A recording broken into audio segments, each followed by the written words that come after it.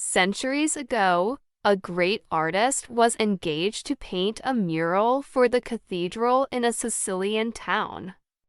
The subject was the life of Christ. For many years, the artist labored diligently, and finally the painting was finished except for the two most important figures: the Christ child and Judas Iscariot. He searched far and wide for suitable models. One day, while walking in the city, he came upon some children playing in the street.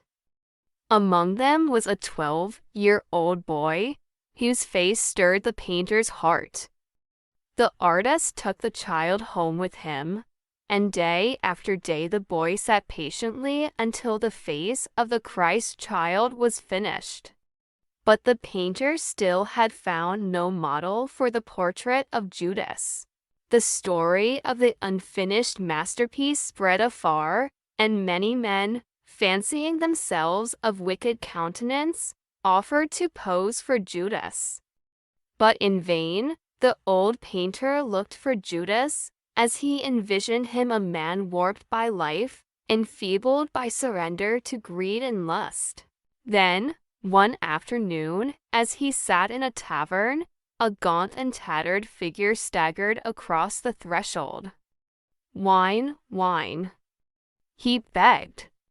The startled painter looked into a face that seemed to bear the marks of every sin of mankind.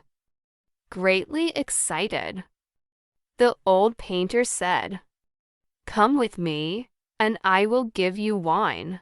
For many days, the painter worked feverishly to complete his masterpiece. As the work went on, a change came over the model. A strange tension replaced the stuporous languor, and his bloodshot eyes were fixed with horror on the painted likeness of himself. One day, perceiving his subject's agitation, the painter paused in his work. "My son," he said, "what troubles you so?" The man buried his face in his hands, sobbing. After a long moment, he lifted pleading eyes to the old painter's face. "Do you not then remember me? Years ago, I was your model for the Christ child." Overwhelmed with shock, the old painter stared at the man before him, realizing the profound irony of the situation. The once innocent child, whom he had chosen to portray the Christ child, had now become the embodiment of sin and despair, standing before him as a broken and tormented soul. With a heavy heart, the painter reached out to the man, his former model.